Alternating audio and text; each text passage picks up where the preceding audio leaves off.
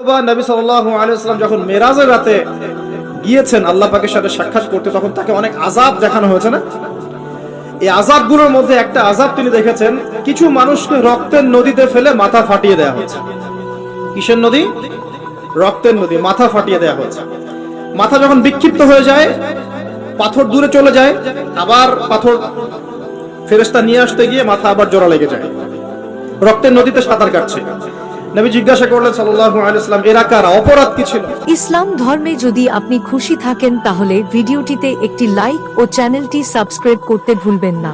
জিবরাইল আলাইহিস সালাম বলেন, এরা হচ্ছে আপনার উম্মতের ওইসব ব্যক্তি যারা সুদখোর ছিল। রক্তের নদী কেন? কারণ মানুষের রক্ত চুষে এটা বড়লোক হয়েছে। আসুন, তো আমি একটা পয়েন্ট থেকে কথা বলা শুরু করছি যে সত্য মিথ্যা ন্যায় অন্যায়ের চূড়ান্ত মানদণ্ড কি হবে? মানুষের জ্ঞান, সায়েন্স এবং যুক্তি না আল্লাহর ওহী? কোনটা?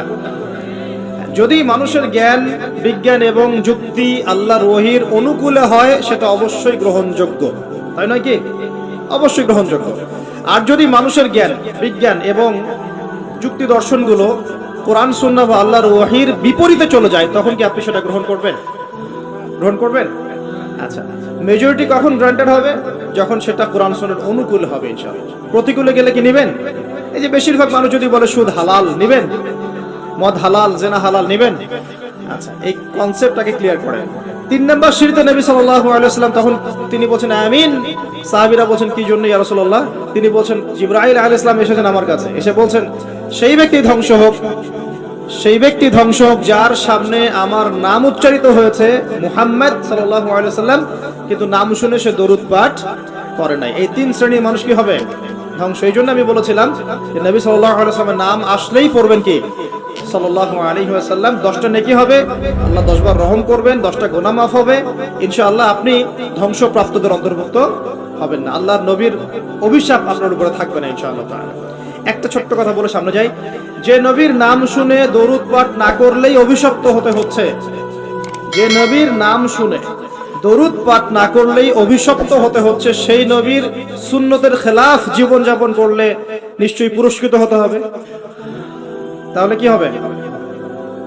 সেই নবীর সুন্নাত, আদর্শ, ব্যক্তি, পরিবার, সমাজ এই জীবনে যদি আমরা প্রতিষ্ঠা না করতে পারি তাহলে নিশ্চয়ই আমরা পুরস্কৃত হব নাকি?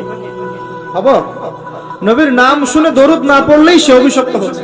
ধ্বংস হোক সে ব্যক্তি, যে ব্যক্তির সামনে নবীর নাম উচ্চারিত হলো, দরুদ পাঠ করলো না, ধ্বংস হোক।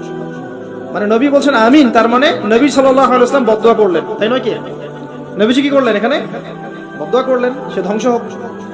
যেমন নবীজি ওই যে রিবা সাথে সম্পৃক্ত ব্যক্তিরা আল্লাহ এবং তার রাসূলের সাথে যুদ্ধ করে না? কোরআনে আছে, রিবা যদি তুমি না ছাড়ো, এর উপর অটল থাকো, তাহলে সে যেন আল্লাহ এবং তার রাসূলের সাথে যুদ্ধের ঘোষণা করে। এটা কি অভিশাপ নয় কি? নবীর অভিশাপ নিয়ে চললে সারা জীবনে কি কল্যাণ এবং কামিয়াবি আসবে? নবীর নাম শুনে দরুদ না পড়লেই যদি এই শাস্তি হয়, তাহলে নিঃসন্দেহে সারা জীবন নবীর আদর্শের খেলাফ চললে কখনো শান্তি পাওয়া যাবে না। সিম্পল কথা। কি বুঝতে কঠিন মনে হচ্ছে?